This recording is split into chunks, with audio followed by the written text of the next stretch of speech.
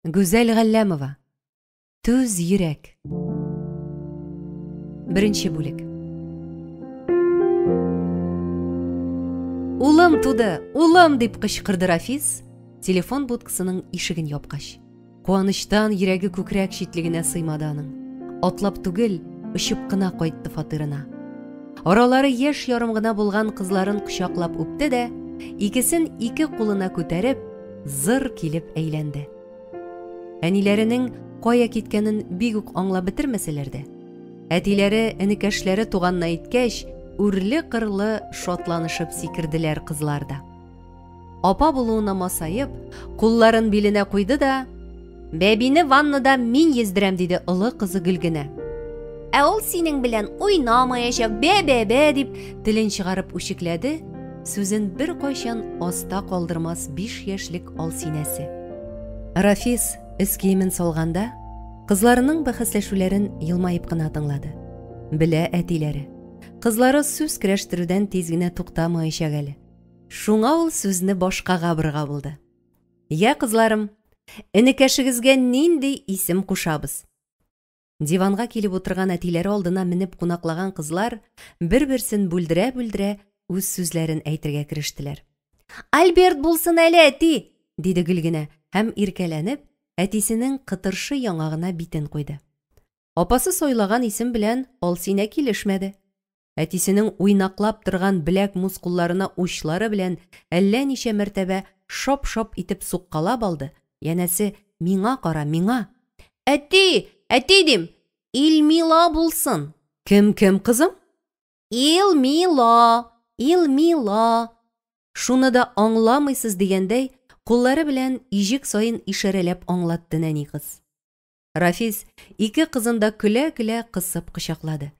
Гөлгенә үз сүзен әйтеп калырга дип, әтисе кочагыннан чыгарга талпынды. Әйтә бел башта, кызлар исеме иш ул.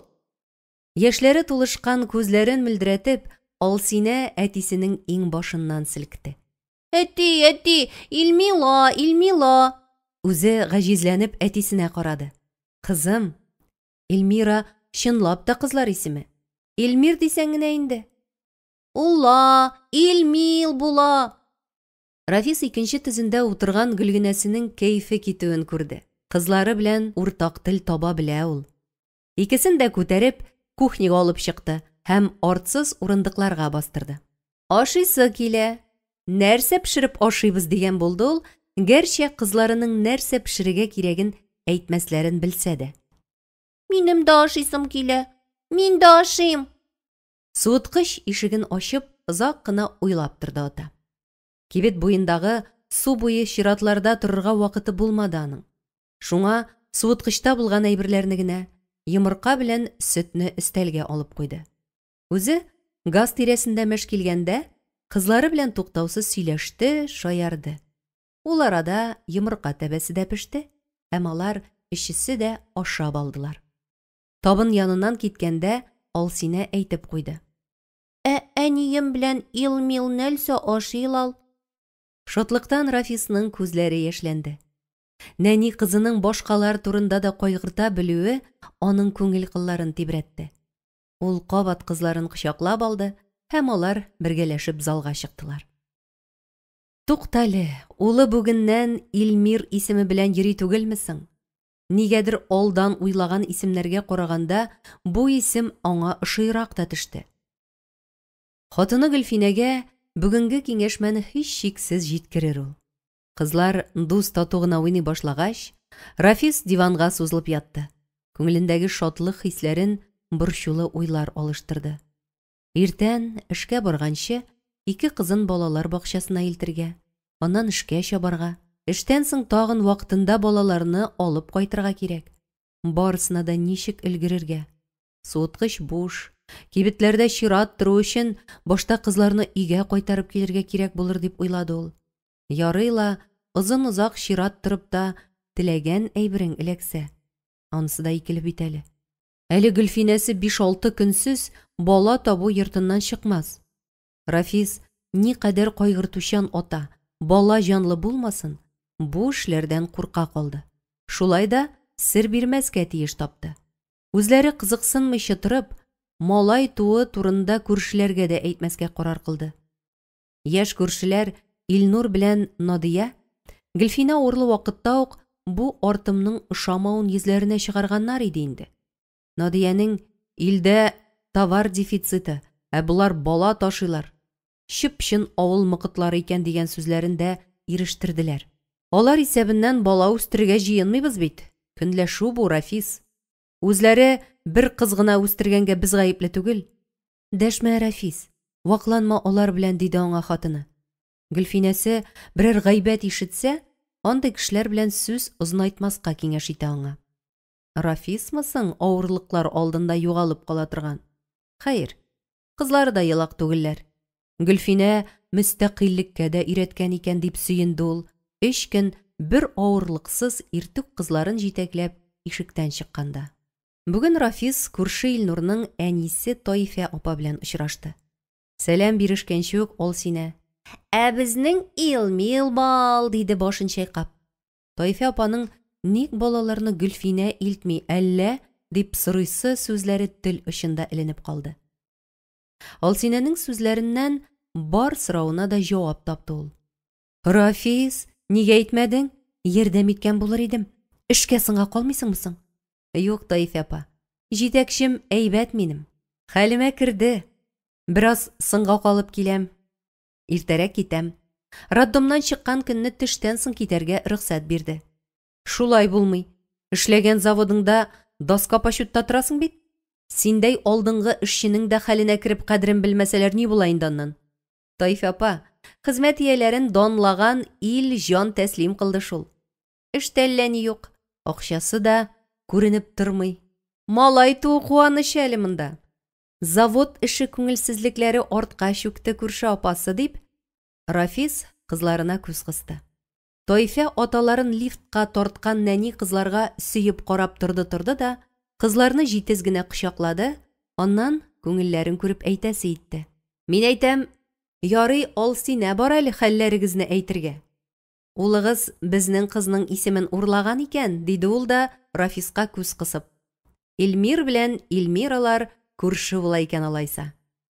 Тәки Илмир кушасы була икән инде, Тайфа апа. Әниләре белән бер дә бу исемгә тукталмаган идек, дип көлемсерәде Рафис. Лифтка кергәндә Тайфа апаның ярдәмем кирәк булса әйт дигән сүзе ишетелеп калды. Рафис Тайфа апа белән шатлыгын алданрак уртаклашмавына уңайсызланып куйды. 3 бүлмәле яңа фатир бу йорттан бирелеп, әле күрше булганнарына 2 еллап кына вакыт үтсә дә, Тайфа апа аның якын кешесенә әверелде. Ниндидер күңел җепләре бәйле иде аларны. Үзе дә аңламый Рафис. Күрше апаның әллә авыллыгы күзгә күренеп торганга, әллә изге күңелле булганга, Тайфа апаны сонга сукмаган кебек килеп чыкты бу, дип уйлады ул кабаттан. Улы туган көннән соң күрше апасы күренмәсме дип коридорга да чыккалап кергән иде Рафис. Күренмәде шул Тайфа. Яшь күршеләр Рафисларны яратмауларын яшереп тормыйлар, йөзләренә чыгаралар. Шуңа өйләренә кирип йөрисе килми. Алдагы көнне фатир ачкычын аңа калдырып, аш пешереп куймассыңмы дип сорарга да теләгән иде әле ул Тайфа апасыннан. Аз гына буш вакыт булдырасы килгән иде аның. Хатынының үзең булдырган эшне кешегә кушма дигән сүзе исенә төште дә, уеннан кире кайтты. Гөлфинәсе педагог шуланың. Тәрбияви сүз сөйләгән сайын Рафис йөзләгән петлылар арасыннан белми генә сайламаганмын икән сине дип мактанырга да ярата. Аш пешермәгән кешемесең, Рафис? Вәсилә апасы белән ашарга пешерә башлаганда аңа 9 яшь кенә иде әле.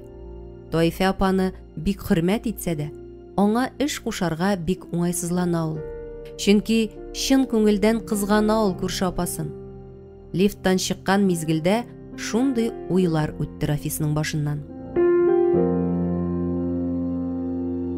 Яңа туган баланы күз алдына китерә-китерә, ишектән елмаеп кергән Тайфа эшкә ашыгып чыгып килүче килене белән бәрелеште. Син нәрсә, ычкындың что ли, диде Надия һәм күзләрен акайтып, көләч йөзле кайнанасына карады. Авызын йырган, менә шулай елмаеп, теге табличка белән подземный ходта торсаң, кирәкле эш эшләр идең. Хәзер һәркем байып калу ягын карый.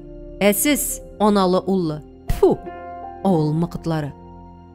Тойфәнең иртәдән сүз озайтасы килмейді. Ул мизгел ішінде қуырылып келді. Әйтерсең, ишек артындағы яқты дөньядан қараңғы салқын базға төште. Йөрәге сыкрап типте, югалып калды. Шуңа да ишеккә терәлеп, бер кавым сүзсез басып калган икән шул. Син әйтәм, юл бир хотя бы, эшкә сыңа калам, аңлашылмый что ли? Тойфә сискәнеп стенага сыенды. Килене Эльмирасын кулыннан җилтерәтеп, шарт итеп ишекне япты. Бер мәл тын гына торганнан соң, өйдә үзе генә калганлыгына канәгать ананың сулышы иркенәеп киткәндәй булды. Киттеләр, диде ул бүгендә, алданрак улы һәм менә килене белән оныгы киткәч. Кичкә кадәр киттеләр. Шулай уйлап, Тойфә кухняга үтте һәм тәрәзәгә маңгаен терәде. Аннан килене яздырып алып кайткан табличка күз алдына килде дә, шкаф киштәсендәге «Куплю ваучер» дип язылган катыргы кәгазьне стенка артына тыкты. Пычрак әйбер тоткан кебек, ике кулын какты.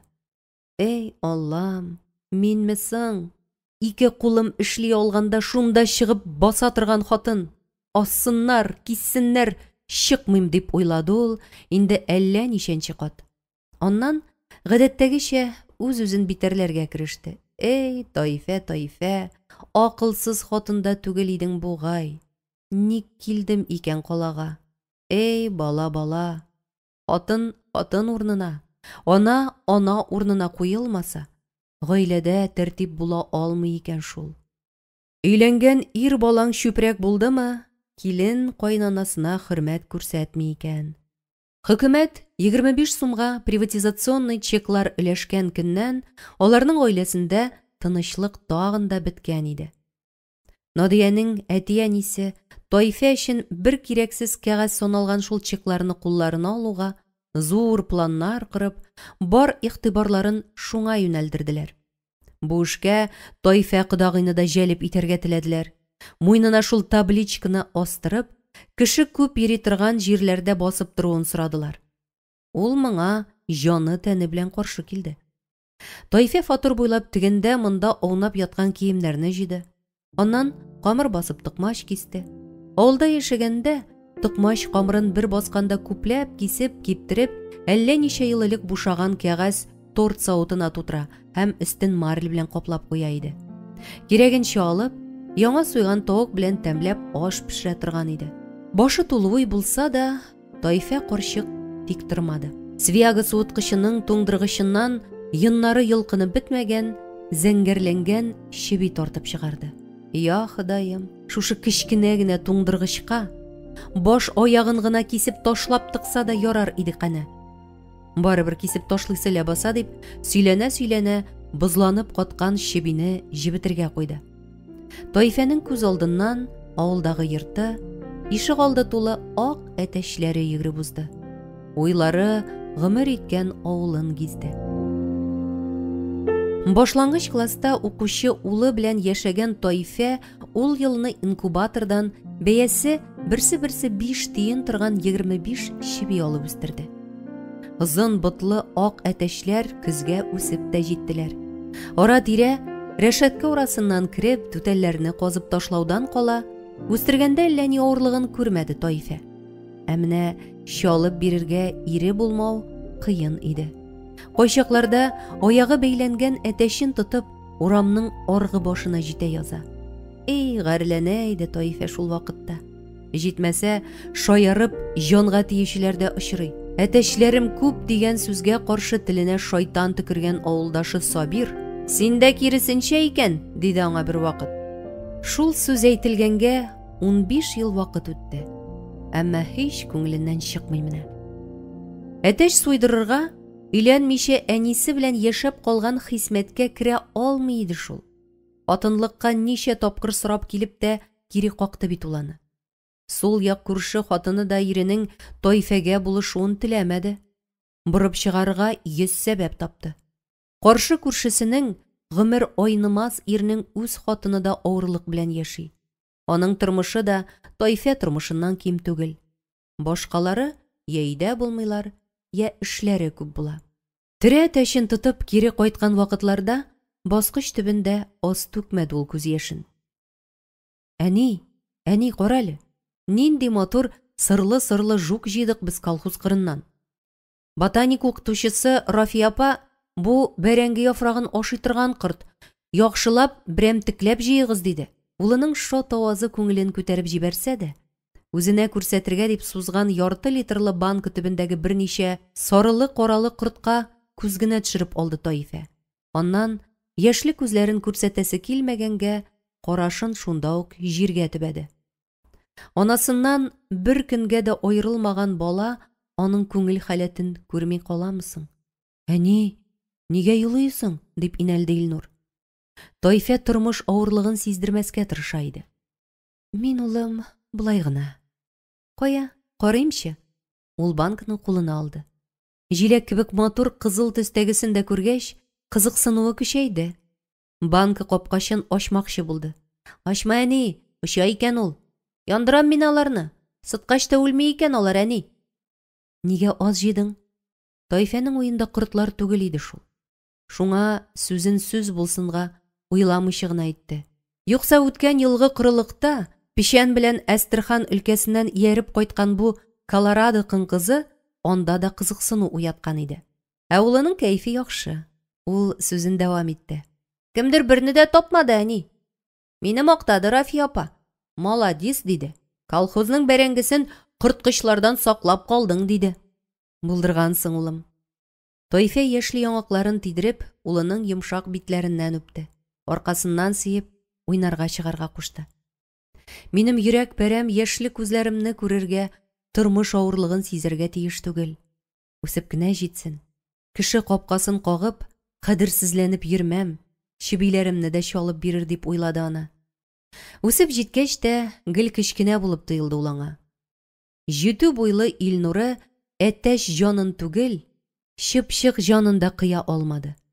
Шын ир болу үшін ата тәрбиесі жетмәді бұғай деп, кеуге шықмауына өкінгені де бұлданың. Сыңар қонатлы болса да, ғайлә башына түшкен зур мәселе тамақ тойдыру мәселесі Тайфеде де бар иде әлбәттә. Тамақның аның иреңнің барлығында, юқлығында, әтәшінің суйылу, суйылмауында іші юқ шул. Ашысы келе вәссәләм. Тауық шулпасы пішірәм деп ниетләп те, суярға кіші таба алмағаш. Ауызға кіресім ал булмағансың екен, ғымырың бітмәгән деп сөйләніп, тұтқан әтәшләрні көп ұшырды ол. Анды көннәрдә киселгән тұқмашы шкафқа күшті. Тілеген аш пішмеше қалды. Башқа көннәрдә дә урамға шығып ялт-йылт яқ-яғына қаранды Тайфа. Тамақ тойдыру ниетіннән гүнах іш қылған күнін әлі дә ұнытмый ул. Үзеннән 2 ер ташағына яшәгән Ғаббасның ЗИЛ 54 машинасын туктатып өенә кіріп кеткәнен күрде дә, ишек алдында шактый вакыт пранлатып әтәшләр куып, көч хәл белән берне тотты. Җеп эзләр вакыт түгел иде. Күлмәгенең путасын суырып алды да, әтәшнең аягын бәйләде. Әзерләп куелган үткен пычагын алып, җитез генә Ғаббасларга чапты. Ләкин ул килеп җиткәндә генә күрше ир капкадан атылып чыкты да, машинасына утырып кузгалып та китте. Ир дуамал кыяфәттә иде. Күршесе Тайфәгә борылып та карамады. Ғаббас капкадан чыкканчы ук аның колагына хатыны Галиянең ачы тавышы ишетелгән иде инде. Тайфә кире борылырга уйласа да, илереп елаган тавыш йөрәгенә кадалгач, капканы ачарга булды. Ишек алды уртасында башын тотып утырган хатын күтәрелеп карамый гына, «Колай әттәш» дип нәфрәтләнеп кычкырды. Тайфа башыннан кан саркыган күршесен күреп имәнеп китте. Галия янына җиргә чүкте. «Син икәнсең әле, гафу ит. Әнә теге калай әтәш тагын кирип килә дип торам», диде ул тыенкы гына елап. Үзе йөри, үзе миннән көнләшә. Теле белән каһәрләсә дә сүзем булмас иде. Ышынып бер гөнаһсызга ишек алды уртасында кыйнап ташлады. «Я, кайда кемне күргәнем бар минем?» Галия маңгайыннан саркып чыккан канны башындагы яулыгы белән басты. «Түзәр хәлем калмады. Ичмасам, синең ирең кебек, йөргән нәстәсенә чыгып та китми, дөмекми дә ичмасам», диде ул сулык-сулык килеп. Ни диергә дә белмәде Тайфа. Бер генә юату сүзе дә башына килмәде. Ахылдауга күчеп елаган Галияне чын күңеленнән кызганып, Қонлы маңғайындағы шешлерін сыңар қолы білән бош артына сыпырды. Түз, Галия, түз, диде. Өзін нәрсеге түзәргә кушканын да аңламады. Әллә уртуга, әллә ир җәбренә түзәргә куша иде. Култык астына кыстырган әтәшнең йөрәге дөп-дөп типкәнен тойып, кайтырга булды ул. Өенә таба атлаганда, түз йөрәк түз, диде. Бу юлы Шибинең аягын шишеп тормады. Кыйблага карап тезләнде дә, бисмилла әйткәнче, кичер, Раббым, кичер, диде. Тулы булмаган гаилә әнә шулай тыкмачлы шулпа ашады ул көнне. Тайфәнең бүгенге нияте Гөлфинәнең бала табу йортыннан чыгар көненә авылча тыкмачлы аш пешереп кертү иде. Тайфә яхшы аңлый. Бу яшь күршеләрнең дә йөрәге авыл дип сулкылдый. Шуңа атна ахыры җиттеме, авылга чабалар. Ак көнләшү белән көнләшә Тайфә. Кайтыр нигезләре бар. Ә мин ялгыштым шул. Ялгыштым дип карап кала ул алар артыннан. Эштән иртәрәк җибәрермен дигән җитәкчесе Рафисны тулы бер эш көненнән азат итте. Шуңа ул бүген эшкә бармады, иртәндә соңрактырды. Уянгач та тыңлап ятты әле. Шыгырдап, ишекләр ачылып ябылды. Ширт итеп йозаклар бикләнде. Кешеләр эшкә киттеләр. Балаларын бакчаларга, мәктәпләргә озаттылар. Алар артыннан лифтка сыя алмауларыннан сукрана, үзләреннән зуррак сумкалары белән челнокларда кузгалды. Кызларын да иртүк уятмады ул. Бала тудыру йортыннан Гөлфинә белән улын төштән соңына чыгарачаклар. Шуңа күрә Сафада бераз иркәләнеп ятты да тагын йоклап китте. Стена артыннан ишетелгән моңлы тавышка уянып китте. Кемдер бик моңлы итеп җырлый иде. Ул да булмады. Билгесез кеше мөнәҗәт әйтә башлады. Бу як стена артында Тайфә апалар яши. Димәк, бу моңлы тавыш иясе Тайфә апа. Рафис колакларын шымартты. Ходай шулай яраткан бит баласы татлы анага. Бу ни гаҗәп, бу ни хикмәт, анасы сыймый балага. Балакаем, бәгъркәем, салкын җилләр тидермәдем. Нинди авыр елларда да хәрәм ризык җыйдырмадым. Кайтыр көннәреңне санап үтте минем гомерләрем. Синең булай булуыңа өзгәләнә күңелләрем. Рафис эсселе суыклы булып китте. Ул аз гына да тавыш чыгарырга куркып, сак кына стенага сөялеп утырды. Ә моңлы көй җанны айкый иде. Рафис күзләрен йомды. Бик яратып, бик кадерләп үстердем бит сине, балам. Хәзер инде өйләнгәчтен ят булды бит сиңа анаң. Тәүфигыңны сырый үтте минем гомерләрем. Синең булай булуыңа һич ышанмый күңелләрем. Бала дип ата-аналар янган утларга керәләр. Баланы үстерү өчен күпме михнәтләр күрәләр. Ата-анага бала якын, аерыласы бер дә килми.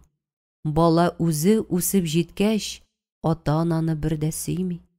Җәйләр җиткәч чыгар идем сахраларга бер сайранга. Өйләнгәч ананы сөймиләр. Шуңа каламын хайранга. Кыз бала тапкач, аналар чәчләрен тарап үрәләр. Бу гаҗәп хайран эшләрне картайгач бар да күрәләр. 9 ай күтәреп йөрдем, 20 ай сөт имездем. Суыкларда туңдырмыйча сине үстергән анаң бит мин. Дыгада утыра ана үзе, яшь белән туладыр күзе. Бу ни гаҗәп, бу ни хикмәт, бар да ялган ана сүзе. Әни бик күп ашый диеп, авырсына тамагымны. Карчык юкта ашарбыз дип, җыеп куя тәгамемне. Җыйса җыйсын тәгамнәрен, аңа да бу көннәр җитәр. Шулай булган вакытлары аның да исенә төшәр. Ни чәчсәң шуны урырсың дигәннәр бит борынгылар. Аңарга да килеп җитәр бу күрсәткән хәрәмлекләр. Балакаем, бәгъркәем, татлы сүзләрем күп сиңа. Мин бер ара сүз башласам, акаеп карыйсың миңа. Син дип гомерем үтсә дә, белмисең һич кадеремне. Ана булып сүз дәшә алмыйм, калдырасың хәтеремне. Илаһым, хәсрәтем авыр, көн-төн телгәләнә бәгыр. Сабыр белән мурад хасил, ничек итим икән сабыр. Илаһым, киңдер рәхмәтең, синсез күптән үләр идем. Ахирәттә әҗрен бирсәң, бу кайгыга түзәр идем. Мөнәҗәтне язган чакта, каләм тоткан кулым тала. Бу сүзләрне уйлаганда, күземнән яшьләрем тама. Мөнәҗәтне сыктап елау авазы алыштырды. Рафис күз яшьләренә тиелде. Аның башында, минем әни исән булса, былай яшәтер идемме соң? Нинди гаделсезлек бу дигән уй яшен тизлегендә сызылып үтте. Ул, түземлеге бетеп, юыну бүлмәсенә юнәлде. Ярсуланып, ат кебек пышкыра-пышкыра юынды. Җан әрнүләрен краннан аккан су белән раковина тишегенә үзеннән еракка озата кебек тоелды аңа. Үзе, улым белән Гөлфинәне генә алып кайтыйм. Яхшылап сөйләшәчәкмен мин бу уҗым бозавы белән дип уйлады. Залга чыккач, берсеннән-берсе чибәр нәни кызларының изрәп йоклауларын күреп, ачуы басыла төште. Битләреннән үбә-үбә кызларын уятты, юындырды. Барысы да әни белән бәбине каршы алу өчен чабуладылар. Рафис өстәлне бәйрәмчә итеп залга сузды. Кызлары да әтиләре матур күлмәкләрен үтүкләп кигезгәч, үзләренә күрә нидер эшләргә тырыштылар. Әтиләре кулинария йортыннан алып кайткан тәм-томнарны матур итеп тәлинкәләргә тезделәр. Ул да булмый, өстәл астына кереп, кача-пыса конфет ашадылар. Рафис күрмәмешкә салышты. Таифа апасы, улым белән килен эшкә китү белән аш пешереп кертермен дигәч, кичә колхоз базарыннан сарык ит алып керткән иде. Рафис кухня белән зал арасын таптаган арада кызлар матур күлмәкләрен конфетка буяп, өстәл астыннан күтәрелделәр. Әти, кичә генә кибеттән алган алма бәлешен алып кил әле. Аны да өстәлгә куйык. Әни алма пирогын бик ярата бит, диде Гөлгенә, буялган күлмәген учы белән ышкый-ышкый. Белә лә Гөлгенә, күлмәкне булай пычратырга ярамаганын. Шуңа күрә әтисе әрләгәнче мин әйтеп калыйм дип дәгъвасын белдерә башлады. Әти, әтием, ник безнең дәвәни юк? Илмираның дәвәнисе бар әнә. Алар ишеге турысыннан үткәндә гел бәлеш исе килә. Безгә дә дәвәни кирәк. Йылагый шул дәвәни. Алсинә өлкәннәрчә кашын җыерды. Рафисның көтелмәгән сүздән көләсе килсә дә көлмәде. Әниләр өйдә булганда, кызлары белән бу кадәр үк аралашканы юк иде әле аның. Сүзен әйтә салган кеше кызына исе китте.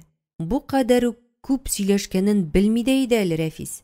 Күрше әби тәмле бәлеш пешерә дип дәвам итте апасы, кисәкле пирогларны тәлинкәләргә тезеп. Нигә безгә йылак дәвәни? Безнең йылак бәби була.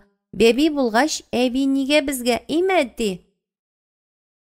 Бәби булгач, әби кирәк инде ул кызларым.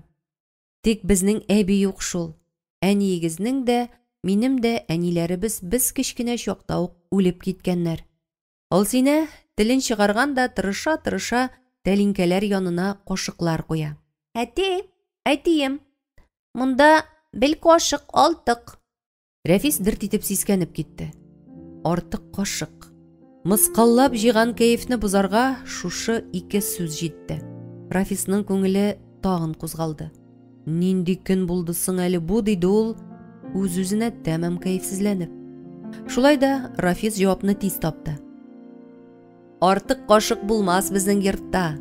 Бар кашыкларга да ия табарбыз. Куй, кызым, тагын бер тәлинкә. Шул тәлинкә янына артык кашыгыңны куй. Рафисның тавышы шымлы, әмма нык иде. Әти, менә бу чәчәкле тәлинкәне куям. Нәни кызлары Рафис куйган ризыкларны тәлинкәләргә тездиләр дә, кабат шыпырт кына өстәл астына кирип киттеләр. Кинәт кәефе киткән Рафис диванга барып утырды. Мизгел эчендә бала чагына кайтты.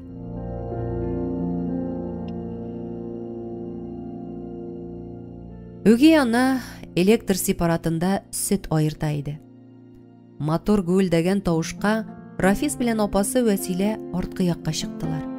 Әле кайчан гына үз әниләре ике баласына нәзек кенә аккан сыйык каймакны ике нәни җамаякка агызып бирә торган иде. Апалы энеле кара ипине ваклап, җылы каймак белән бутап тәмләп ашыйлар. Әниләре аларга яратып, җылы итеп карый. Шут итеп битләреннән үбә һәм йомшак куллары белән башларыннан сыйпый иде. Балалар шул чакларны сагынып, авызларында каймак тәмен сизеп, күңелләре тулышып, үги ана янына килеп бастылар. Аларны күргәч, Сониянең йөзе каралып китте. Сырпаланып торган Вәсиләне читкә этеп җибәрде. Рафис сепараттан аккан каймактан күзен ала алмыйча, өстәлгә терсәкләре белән таянды. Сония әши итеп кычкырып җибәрде. Селкетмә өстәлне! Сепарат тавышыннан да көчлерәк тавыштан куркып, Рафис артка таба кайрылды. Артсыз урындыкка тезләре белән генә тезләнгәнлектән, урындыгы белән артка идәнгә авып китте. Йыгылмаска тырышып, клеенкага тотынды. Матур гына аккан каймакның савыты авып, клеенка читләреннән идәнгә буй-буй акты. Сепаратның үзен Сония өлгерлек белән тотып калды. Рафис кулы авыртуын да онытып, түккәненә уңайсызланып идәнгә чүкте. Вәсилә өстәлдән җитез генә алган җамаякка каймакны кушучлап җыеп салды. Сония чыгырыннан чыгып кычкырды да кычкырды. Балаларның җилкәләренә шап-шоп итеп пычранып, кайышланып беткән тастымал төште. Әрәм тамаклар, аш күзләр, ялагыз хәзер идәнне! Үзен гаепле хис иткән Рафис аеруча тырышты. Сония ачуланып туя алмады. Әрәм иттең каймакны! Бүгеннән син савасың сыерны! Үзе Вәсиләнең колагыннан борып тартты. Мин сезгә анагыз түгел! Застой торып каймак чыгартып ашатырга! Менә сезгә! Ул Рафисның борын төбенә китереп күкиш күрсәтте. Ике кулы каймакка буялган Рафис нәфрәтләнеп торып басты. Битен каплап, идәндә сулкылдап елаган апасын кызганып кып-кызыл булды. Җилкәсенә суккан тостымалга ашык-пышык кулларын сөртте дә Сониягә атты. Апасын кулыннан тартып торгызып, өйдән алып чыгып китте. Алар кочаклашып, мунча алачыгында үкси-үкси еладылар. Бераздан биленә таянган Сония күренде. Артык кашыклар, өйрәтәм әле мин сезне, дип бармак янады ул балаларга. Эштән әтиләре кайтты. Ике бала Сониянең ике йөзләнеп, хәтта йылый-йылый бөтенләй дә булмаганча сөйләвеннән, әтиләренең үзләрен әрләвеннән миңгрәп калдылар. Имеш, каймакны Рафиска азрак биргәнгә, Рафис идәнгә үч итеп түккән. Шул көннән әтиләре дә булмаганда, җае чыккан сайын үги ана аларга артык кашыклар дип эндәшә башлады. Уйдан да җитез нәрсә бар икән. Юктыр шул башка нәрсә. Судан чыккан ат пышкырып, тәненнән суын төшергән кебек, Рафис та бер мизгелдә гәүдәсен калтыратып, башын чайкап торып басты. Гүя ул бу уйларын үзеннән кыйып төшерә иде. Кызларым, Тайфа әбине чакырам хәзер. Тәртипле булыгыз. Син ал сине күрше әбигә елак дип әйтә күрмә. Караны, Илмир юкса сине яратмас, дип бармак селкеде Рафис. Ялый әтием, бүтән әйтмәм. Ул да булмады, ишектән кастрюль күтәргән ак яулыклы мөлаем күрше апа күренде. Исәнмесез, матур кызларым? Энекәш көтәбезме, диде ул керә-керешкә. Кызлар әле күптән түгел генә подъезд төбендә әти-әниләре белән йыламсырап сөйләшкән апаны шунда ук танып алдылар. Мин киттем, Таиф апа, диде Рафис. Исән сау кайтыгыз. Аз гына елмай әле. Бик җитдиләнеп киткәнсең димме? Өч бала әтисе бул да җитди булма икән, дип шаяртты Рафис. Аллага шөкер, Рафис балакаем, бәхетләре белән тусыннар, игелекле була күрсеннәр. Амин, Таиф апа. Рафисның лифт көтәргә сабырлыгы җитмәде. Ике атлап, бер сикереп дигәндәй баскыч буйлап аска ыргылды ул. Шатлык кешегә канат куя. Бәхетле кешеләр җиргә басып йөрмиләр, фәкать очалар гына. Рафис бүген шул халәттә иде. Дөньяның бер шибәре булган хатыны кочагыннан ак биләүгә биләнгән улын үз кочагына алуы Рафисның иң бәхетле мизгелләреннән берсе иде. Аның йөрәге еш-еш типте. Кызлары тугач, ата булу хисен тулысы белән кичермәгән икән ләбаса ул. Шатлыктан да йөрәк сикерә икән бит. Бәхетле булып кара әле. Шул бәхеткә түзеп тә кара. Я Аллам, һәр күңел шулай шатлана алсын икән ул. Рафис куаныштан балкыган Гөлфинәсен бит уртасындагы мәхәббәт чыкрыннан үпте. Хатынының кирфекләре әйтерсең кояш нурлары. Көләч күзләрен иренә сирпеп караган сайын, Рафисның йөрәге ярсып тибә башлый. Күңелен куаныч били. Өй ишегеннән керү белән ике кыз әниләрен кочаклап алдылар. Рафис бәбине Таифа апа кулына тоттырды.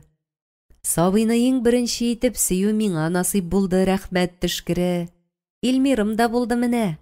Таифа апа биләнгән баланың битен аз гына ачып, тигез, моңлы тавышы белән изге теләкләрен тезде. Субханалла, күз тимәсен. Исемең дә матур, һәр яклап матур бул. Йөзең дә, эшең дә, гомерең дә матур булсын, балакаем. Бәхетең белән кил дөньяга.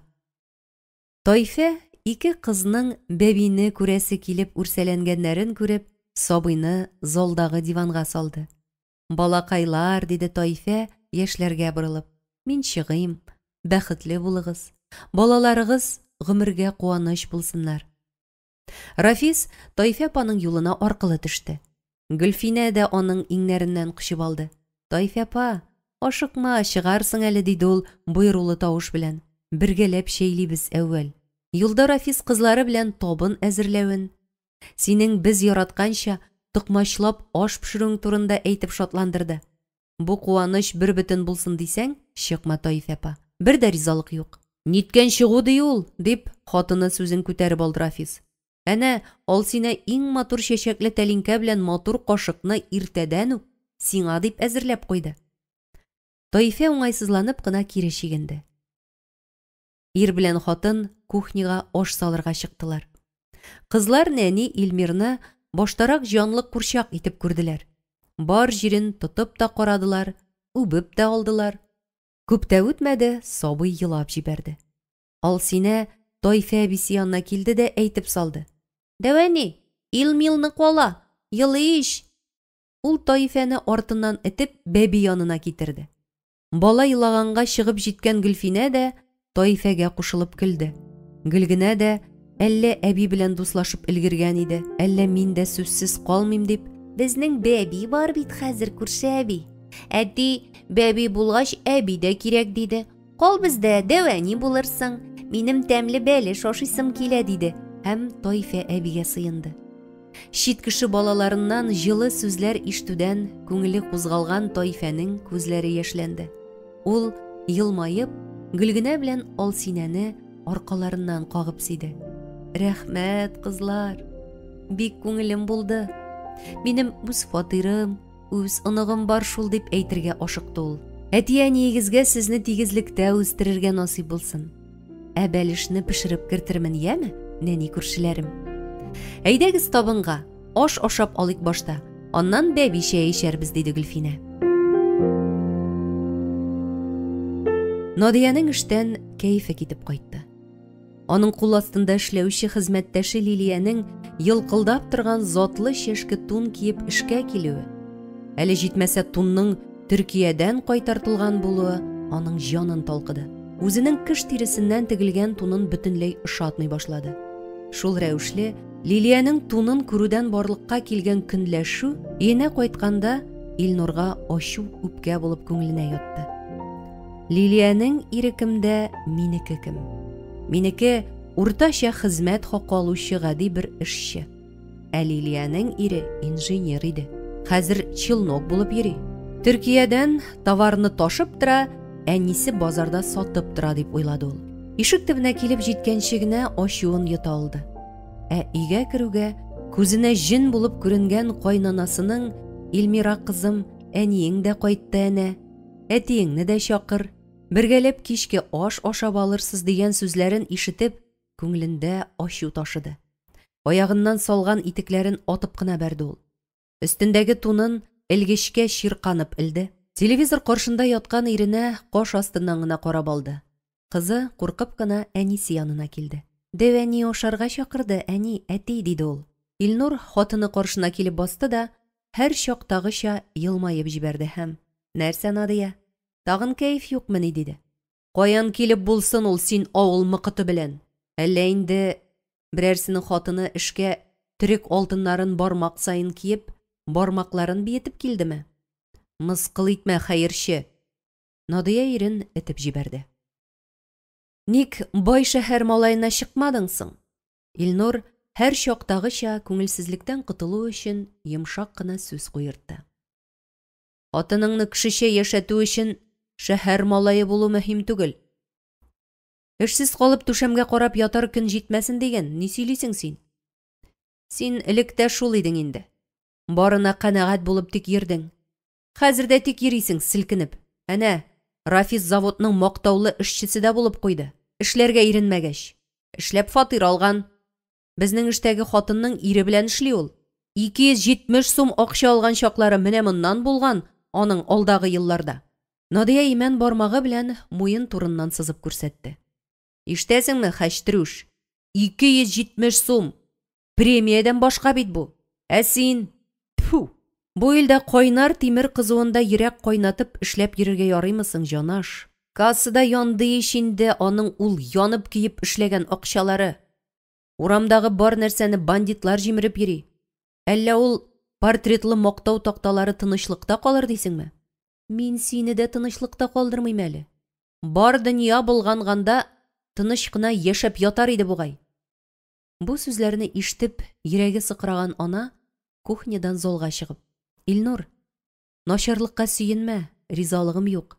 Чыгыгыз ашарга, ашның тәмен җибәрмәгез", диде. Илнур хатынына ачуланып карап торды да, аптырагач, балконга тәмәке тартырга чыгып китте. Надия мырлый-мырлый кызы белән ашарга утырды. Тайфа карчык залга чыгып телевизор каршына йылышты. Экранда салам тюклары арасында тузгыган чәчле Марианна күренде.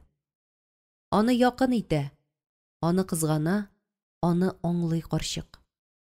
"Без синең белән икебез дә кирәксез кешеләр", диде ул бүген Марианнасына. Шул мәлдә йөрәге кысты, хәле китүен тойды Тайфа. Ул стенка антресолында сакланган валидол төймәсен алып тел астына салды.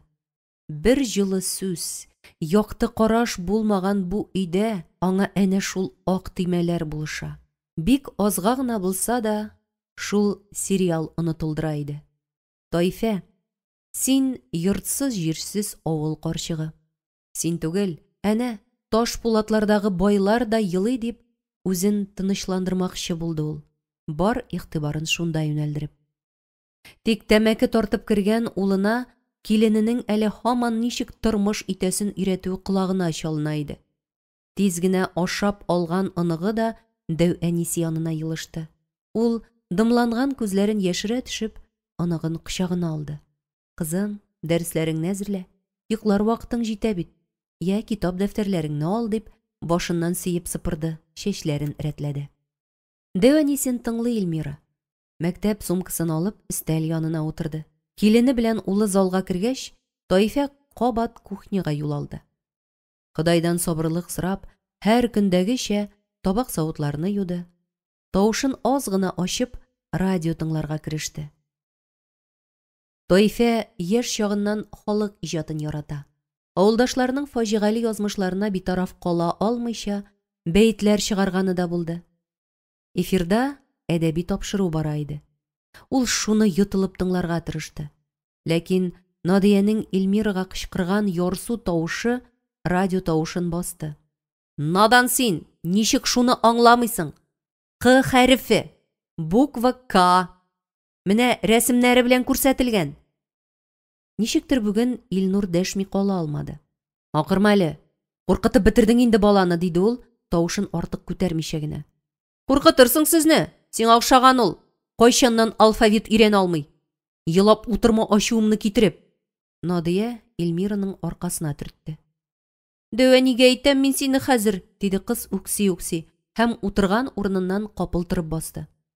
"Кем курыккан әле аннан? Анука утыр урыныңа." Надия кызының күлмәк якасыннан эләктереп, аны урындыгына кире утыртты.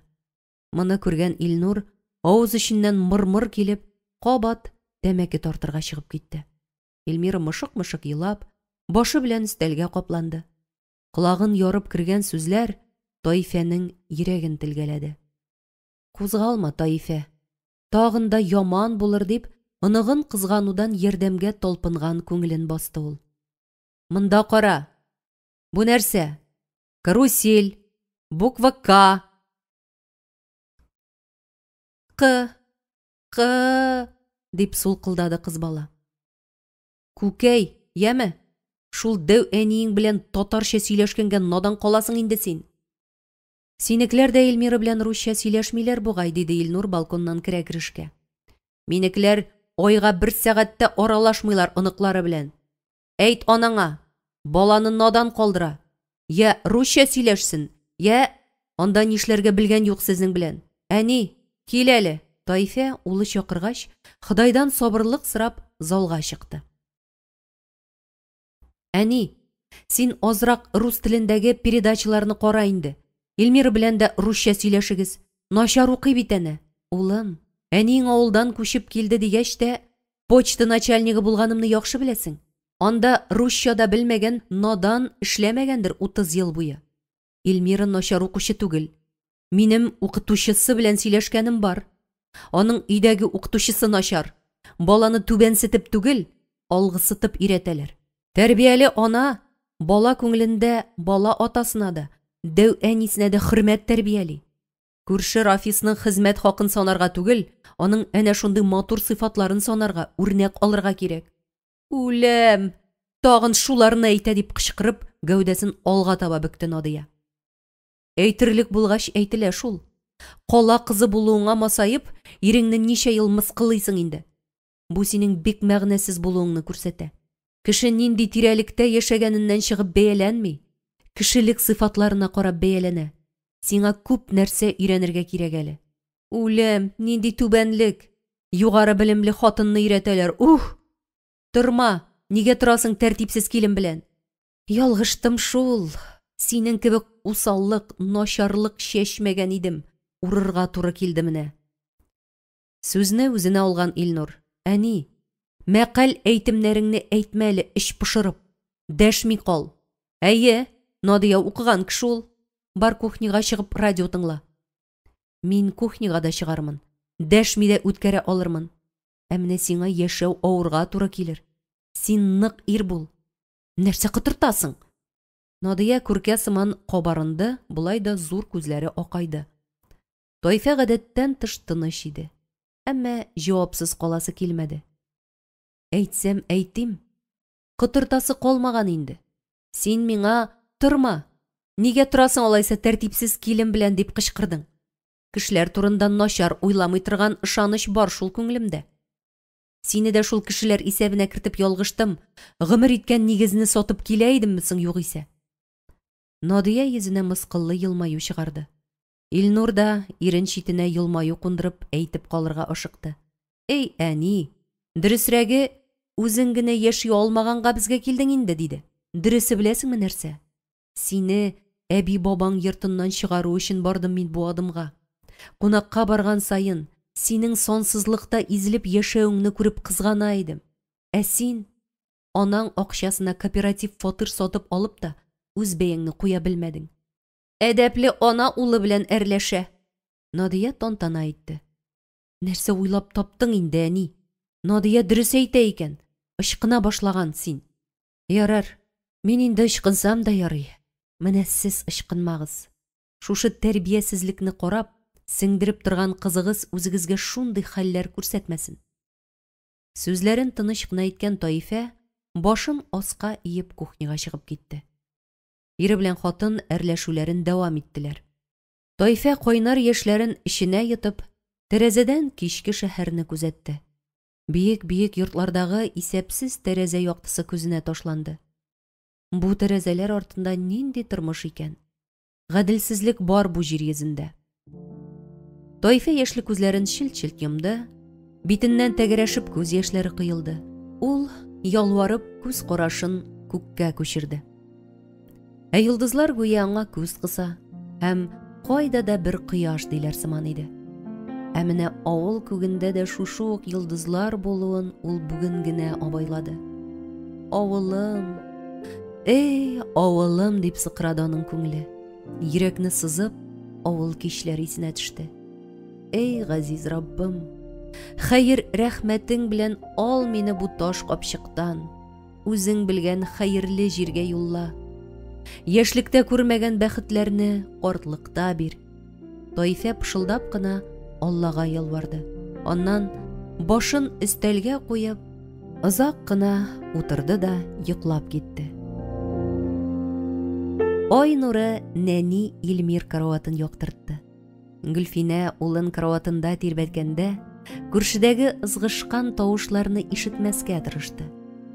Уйларын киләчәк матур тормышка баглап, улына булган назын, мәхәббәтен бишек җырына кушты.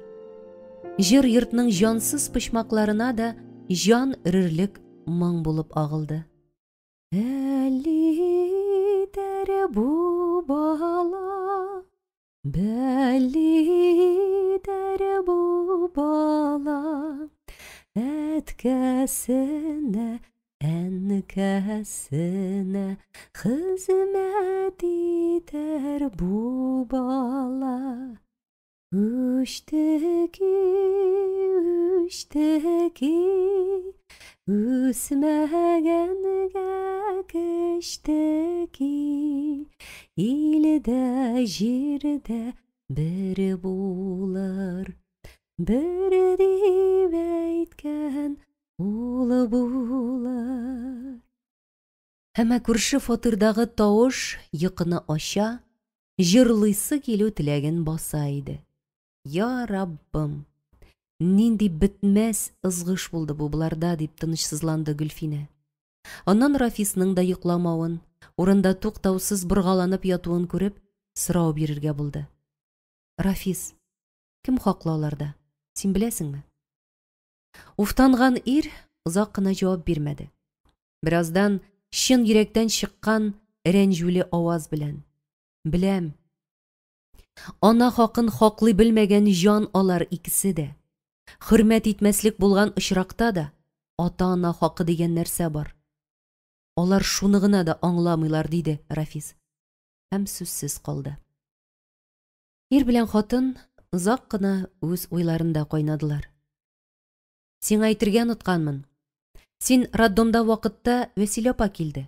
Бүләк алып килгән. Әнә шкаф эченә куйдым. Әтине авыргач район бүлнисенә алып барган. Казанга юллама биргәннәр. Эштән көндә кала алмыйм, дәресләрем күп. Кайтып алып китәрсең, үзе генә йырып чыга алмас, диде.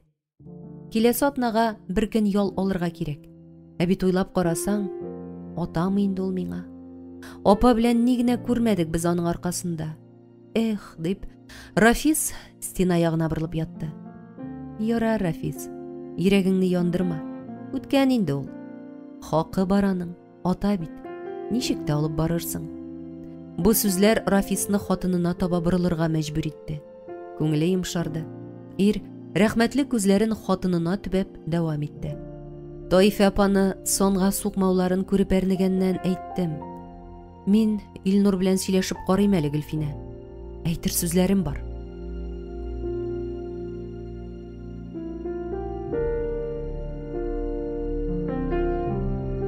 Җиденче бүлек.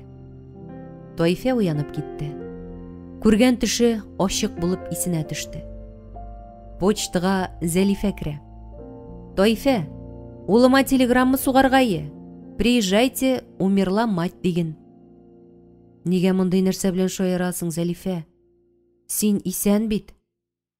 Игелексез бала. Йөрәге бармы юкмы аның? Беләсем килә, кайтырмы икән? Кайткач, бер сәбәпсез чакырганыңа ачуланмасмысың? Ачуланса. Ә мин ачуланмыйммы? Хатынына ияреп Себер ягына киткәненә 10 ел. Мин бит аны 10 сәгатькә дә ташламадым үскәндә. Ул да булмый, каты итеп ишек ябыла.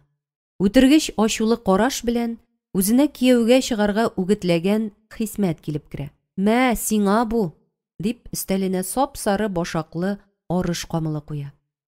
Авыл кырыннан җидем. Башаклары шул кадәр тук, карале. Тайфа шикләнеп кенә башаклар арасыннан бер кашык ала һәм бармагына арыш кылы кадала. Моны карап торган Зәлифә: "Нигә бер башак өчен бармагыңны җәрәхәтлисең? Кая сумкаң?" "Миндә бодай бар бит", дип, сумкасыннан куш учлап алган бодайны аңа суза. "Салам. Әйдә, тот учыңны. Бер учын бакчаңа чәч, яме? Рәхәтләнерсең уңышына. Сөенеп туя алмассың әле."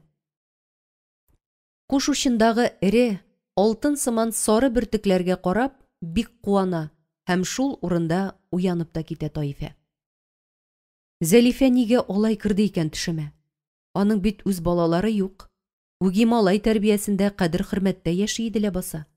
Туры сүзле Зәлифә төшемдә улым Илнурны шулай әрлидер. Я Ходаем, төштә юрый белмим бит ичмасам. Тайфа шулай уйланып утырды да, кабат торып тәрәзә янына китте. Төн уртасы булса да, йортларда берәм-сәрәм генә утлар да күренә иде. Ә төш һаман исеннән чыкмады. Бу башаклар, бодайлар ни дип керде икән төшемә?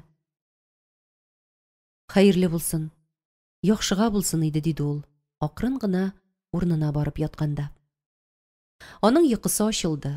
Китте уйлар, китте уйлар. Иренең күрше авылга бер хатынга ияләшкәнен, ат куып, кыр ашагына чаптыруын иң беренче булып Зәлифә ирештергән иде аңа. Зәлифә авылда акыллы хатыннардан саналганга, Тайфа юк сүз булмаганын бер ишетү белән аңлады. Көн сайын эшләп, бер генә көн ял иткәнлектән, ире артыннан тикшереп йөри алмады.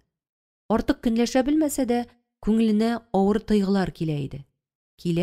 Килми түгел. Моңарчы аракы белән дус булмаган иренең эчә башлавы аның тынычлыгын тәмам бозды. Ахирәтләре почтага сугылып, бар булган хәлләрне сөйләп китә тордылар. Көндәшенең баласы булмавын, эшәргә яраткан яшь хатын икәнлеген, легрәк күрше авыл иренә ияреп кайтуын, ул ирнең ярты ел элек фермадан бозау урлап тотылып төрмәгә эләгүен сөйләделәр. Тайфа иренең сөяркә тотуына артык хафаланмады. Үзенең бер туган ике абыйсы да итәген күтәрергә иренмәгән, һәр бызык хатын артыннан чаптылар. Җиткән кыз чагыннан ук хыянәт, азгынлыкны күреп үсте ул.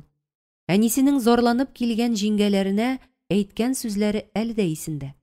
Өстеңнән йөргән ир әле ул синең түшәккә барыбер кайта. Тормышында алып бара. Азгын хисле ирне син тавышланып кына туктата алмыйсың. Эчеп кешелектән чыккан ир белән яшәргә язмасын. Исереккә аңа үз хатыны да кирәкми, кеше хатыны да. Аягында басып тора алмаган ир каян килеп сөяркә тапсын да, аңа нинди сөяркә карасын. Үзеңнең дә, балаларыңның да гайрәтен чигерә ул. Иреңнең йөргәненә артык хафаланма. Гаиләңне җимермә, балаңны атасыз тилмертмә. Басылалар алар бер вакыт. Газиз иреңнең баш ташлап эчүе яман. Ирле ирсез гомер итте анагыз. Булай да авыр булган тормыш арбасына исерек атагызында салып тарттым. Баһадирдай ирләрегезне ялгызым үстердем ләбаса. Әнисенең бу сүзләрен онытмады Тайфа. Чәчрәп тавыш чыгармады, күп вакыт ишенә йотты. Ире баштарак тормышына зыян китермәде. Күпләп тирлек асрадылар. Үзе уңган иде. Кулыннан килмәгән эше булмады Салихҗанның. Ләкин эчә башлагач, иртән ишекне ачып чыгып китте, кичен исерек көе кайтып ауды. Тормышны күрмәде дә. Кайтмый калган көннәре дә булды. Тайфа күп акыл нәсихәт бирде иренә. Ләкин ул сүзләр исерек ирнең бер колагыннан керде, икенчесеннән чыкты булса кирәк. Әнисе дә ялгышкан булып чыкты. Киңәш һәр очракка да бармый икән. Тайфаны 4 яшьлек улы белән калдырып, шул хатын янына күченде ире. Аңламый да калды Тайфа. Ә бер елдан Салихҗаны исерек баштан ташландык кыйга төшеп үлде. Атна буе эзләгәч кенә таптылар. Тайфа байтак гомер шул бызык хатыннан ирен аралап ала алмавына үкенеп яшәде. Ике авылга бер почта булгач, көндәше еш кына почтага килә иде. Эше тулы ялкын булса да, халык алдында көндәш белән ир бүлешмәде Тайфа. Гомер буе әдәп кагыйдәләрен бозмыйча яшәргә тырышты ул.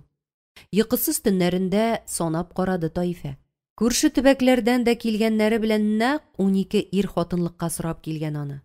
Бызык хатын дип беләм әллә алар мине. Чират торган кебек мине хатынлыкка сорыйлар. Ник башкалар янына бармыйлар? Бер мин генә мәллә тол хатын дип хурланып үрсәләнә иде ул. Барысында улы хакына кире какты. Бүген дә тешләренә кергән Зәлифә күпме үгетләде аны. 30 улың булганчы, усрак ирең булсачы дигән борынгылар. Ир балага таянма, өйләнгәч синеке булмый ул. Күп исәплисең, артык әдәпле син. Утырып каласың әдәп әхлагыңа чырналып. Тормыш әдәпсезләр кулында диде ул, кайда ачуланып, кайда җайлап. Таифа шул сүзләрне бүген дә исенә төшерде. Чынлап та, әрсезләр, әдәпсезләр кулында түгелме соң бу дөнья? Яшьтән яратышып иләнешкән иремә азгын хатын ия булды. 25 яшемнән тол калдым. Ялгыз башым малай үстереп өйләндердем. Әдәпсез килен үз кулына алды. Гел әрсезләр, әдәпсезләр җиңеп килә түгелме соң? Я Аллам, кая гаделлек, азгынлык, хөсетлек, җәбер золымның изе дә булмаган тирәлектә яшәсәң икән. Юктыр шул андый урын.